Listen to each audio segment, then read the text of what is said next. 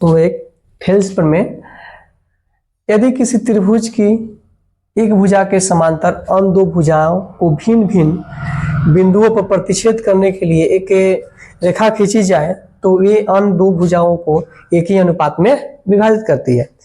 यानी एक त्रिभुज लेते हैं हम लोग, कह रहा है यदि किसी त्रिभुज का, तो कोई त्रिभुज हम ले लेते हैं। यहाँ पे देखिए कोई सा एक त्रिभुज ले लेते हैं। यहाँ पे एक त्रिभुज ले लिए हम A B C, A B C एक त्रिभुज ले लिए।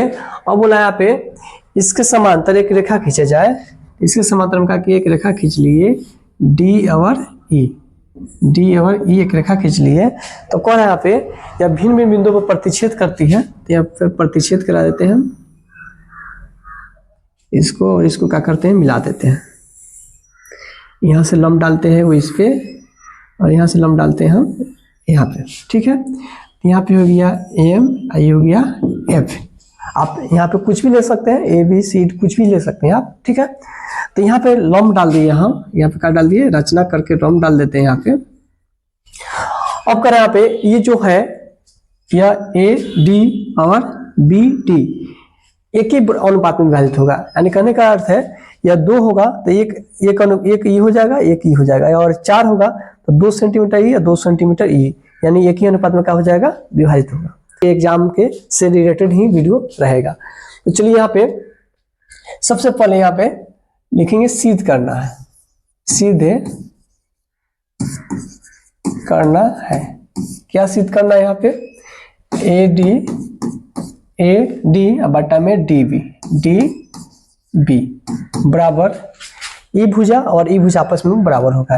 यानी यहाँ से ई वाला भुजा, ई वाला ए ई और ई सी का होगा बराबर होगा। तो लिखेंगे यहाँ पे ए ई बटा में ई सी, ये हम लोग को सिद्ध करना है, ठीक है। तो यहाँ पे दिया जो है लिख लेते हैं। दिया क्या है, दिया है, क्या दिया है जी, दिया है डी ई समांतर बी सी ई दिया है, ठीक है।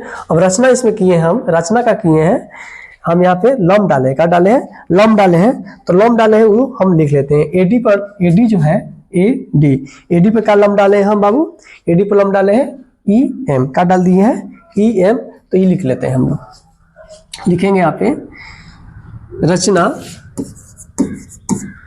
रचना में किए हैं हम लोग ई एम लंब ई डी, ए डी लिख लेते हैं ए डी। अवर यहाँ पे डी एफ लंब ई डाल दी है ए ई पे ए। इतना हम लोग किए हैं, इतना हम लोग जो किए हैं जो लिख दिए। अब यहाँ पे हम लोग चलते हैं बड़ा वाला त्रिभुज में। ये वाला ऊपर वाला जो त्रिभुज है यहाँ पे दिखाई दे रहा होगा आप लोग को, ये वाला त्रिभुज, ये वाला ए बी सी ई में, ए डी ई में, ए डी ई त्रिभुज में हम लोग चल रहे हैं, ठीक है ना। तो जब यहाँ पे चलेंगे ए त्रिभुज ए डी ई में, जब इसमें चलते हैं हम लोग तो इसका क्षेत्रफल निकालते हैं। तो लिखेंगे यहाँ पे त्रिभुज ए डी ई का क्षेत्रफल बराबर 1/2 क्या होता है, त्रिभुज का क्षेत्रफल क्या होता है 1/2 आधार गुने ऊंचाई, 1/2 आधार गुना में ऊंचाई, ठीक है। इसका जो होगा 1/2 हो जाएगा। आधार मेरा क्या हो गया, आधार हो गया ए डी, आधार हो गया ए डी गुना में ऊंचाई का हो गया ई एम, क्या हो गया ई एम ऊंचाई हो गया। इसको हम समीकरण 1 मान लेते हैं, क्या मान लेते हैं समीकरण 1 के रूप में इसको ले लेते हैं, ठीक है। अब ये तो हमारा ही वाला मिल गया, देखिए एडी मिल गया है, यहाँ पे एडी आ गया है। अब क्या निकालना है, बीडी निकालना है। तो बीडी निकालने के लिए थोड़ा सा दिमाग लगाइए आप लोग। यही है डी ई बी, यहाँ पे बी है। अब इस त्रिभुज में चलेंगे, ये वाला बी डी ई में, ई वाला त्रिभुज में चलते हैं। क्या चलते हैं बाबू, ई वाला त्रिभुज में चल रहे हैं यहाँ पे, इस वाला में, ठीक है। तो लिखेंगे यहाँ पे त्रिभुज डी बी डी ई में, जब इसमें चलेंगे हम लोग त्रिभुज बी डी ई में, तो तब यहाँ पे देखिएगा, तो यहाँ पे हो जाएगा त्रिभुज बी डी ई का क्षेत्रफल 1/2 आधार गुना में ऊंचाई, ठीक है। तो हो जाएगा 1/2 आधार हो जाएगा बी डी बी और गुना ऊंचाई का हो जाएगा मेरा ई एम, क्या हो गया ई एम। अब समझिए थोड़ा सा ऊंचाई हमारा लिख रहे हैं यहाँ पे, ई एम क्या लिख रहे हैं, यह जो त्रिभुज है यहाँ पे, त्रिभुज नहीं, ये मान लीजिए मेरा जमीन हो गया, धरती हो गया, ठीक है। यहाँ पे 2 बांस ला दिए, एक ऐसा बांस ला दिए, एक ऐसा हम ला दिए, ठीक है। अब कहेंगे इसका एक्यूरेट ऊंचाई निकालने के लिए तो क्या कीजिएगा, यहाँ से रस्सी लटकाइएगा या यहाँ से आप नाप लीजिएगा बांस लेकर, जितना ऊंचाई होगा इसका एक्यूरेट ऊंचाई वही होगा। तो यही यहाँ पर लंब डाल के इसका क्या लिए, ऊंचाई ले लिए हम, ऊंचाई निकाल लिए हैं लंब डालकर, ठीक है। तो ये हो गया। अब इसको मान लेते हैं समीकरण 2, क्या मान लिए, समीकरण 2 मान लिए, समीकरण इसको 2 मान लेते हैं, तब देखिए क्या होता है। अब समीकरण 1 और समीकरण 2 को तुलना करते हैं, समीकरण 1 और समीकरण 2 से, समीकरण 1 और समीकरण 2 से हम चलते हैं, तो देखिए क्या मिलता है यहाँ पे। समीकरण 1 और समीकरण 2 जैसे आए यहाँ पे, तो हो गया मेरा त्रिभुज ए डी ई का क्षेत्रफल बट्टा में त्रिभुज बी डी ई का क्षेत्रफल बराबर 1/2, ये हो गया ए डी 1/2 गुना में ए डी और गुना में ये हो गया मेरा ई एम बट्टा में 1/2 गुना ये हो गया बी डी गुना में ई एम। अब यहाँ पे कट रहा है, क्या हो रहा है, यहाँ पे कट रहा है, आप देख रहे हैं यहाँ पे जो बराबर होता है क्या हो जाएगा, कट जाएगा, ई कट जाएगा, 1/2 कटेगा और ई एम कट जाएगा। तो यहाँ पे बच गया क्या, यहाँ बच गया त्रिभुज ए डी ई का क्षेत्रफल बट्टा में त्रिभुज डी बी डी ई का क्षेत्रफल, और क्या मिला हमको, ए डी बट्टा में मिल गया हम लोग का ए डी बट्टा में डी बी, ई हम लोग का मिल गया यहाँ पे, एक साइड हम लोग का यहाँ पे मिल गया। इसको मान लेते हैं समीकरण 3, क्या मान लिए, इस समीकरण 3 यहाँ पे सिद्ध करना था ए डी बट्टा में बी डी, ए डी बट्टा में बी डी सिद्ध करना था। अब हम चलेंगे यहाँ पे समीकरण, फिर यहाँ पे इसी में चलते हैं, अब इस साइड में चलते हैं, क्या चलते हैं, इस साइड में आ गए हम लोग को, यहाँ पे बायां साइड मिल गया, दायां साइड चलना है। तो ये वाला तो पूरा मिल गया हमको, ए डी बट्टा में बी डी मिल गया। अब यहाँ पे ए ई बट्टा इसी खोजना है, तो यहाँ पे लिखेंगे फिर त्रिभुज ए डी ई में। अब इसका फिर क्षेत्रफल निकालेंगे, तो ये जाएगा त्रिभुज ए डी ई का क्षेत्रफल 1/2 आधार गुना में ऊंचाई, ठीक है। जब यहाँ पे चलेंगे हम लोग,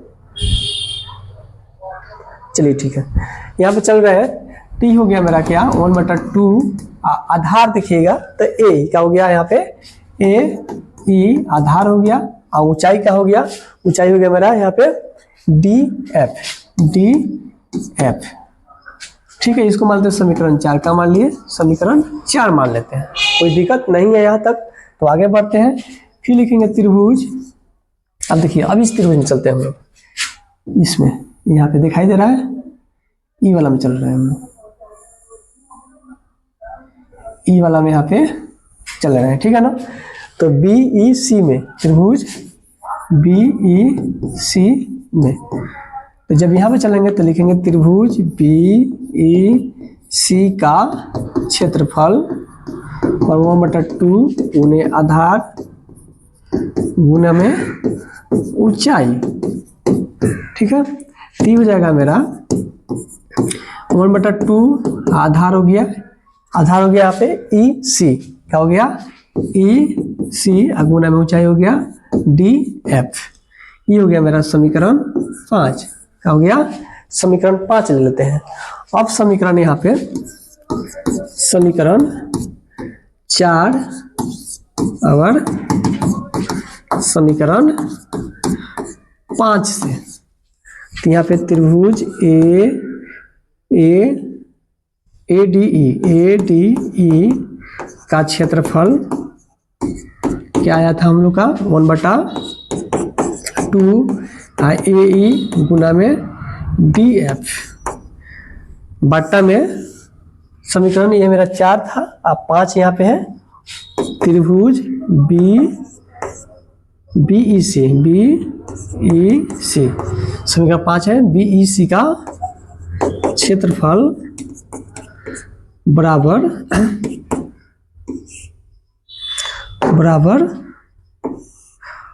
1/2 गुना में ई सी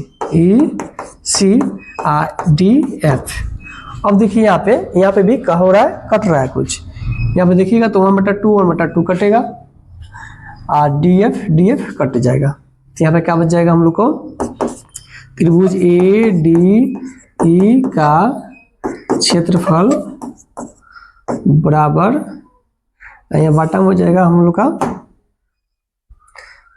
एक मिनट, हाँ बाटा में हो गया त्रिभुज बी ई सी का क्षेत्रफल बराबर, यहाँ पे बच गया ए ई बटा में ई सी, क्या बच गया ए बटा में ई सी। ये हो गया मेरा समीकरण 6, क्या हो गया समीकरण 6। अब यहाँ पे हम लोग को दायां साइड और बायां साइड दोनों मिल गया है, और केवल यहाँ पे हम लोग को यहाँ पे देखिएगा थोड़ा सा हल्का सफर करते हैं, दिखाई दे रहा है बड़े कट जा रहा है, एक मिनट रुक जाइए, एक मिनट यहाँ पे मूव करा देते हैं।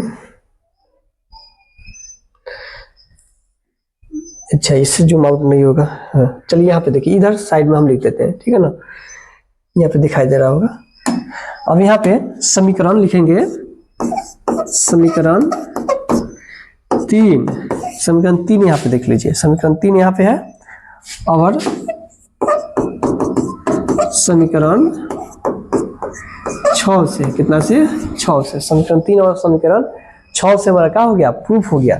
यहीं पे आया था समीकरण 3 और समीकरण, देखिए समीकरण 3 में ए डी बटा बी डी, और यहाँ पे ए ई बटा ई सी, तो ये हो गया ए डी बटा में डी बी, ए डी बटा में डी बी समीकरण 3 है, और समीकरण 6 आ गया ए ई बटा में ई सी, यहाँ पे लिख देंगे प्रूव्ड। चलिए यहाँ पे बहुत इजी से, बहुत आसान भाषा में हम लोग इसको सीख किए।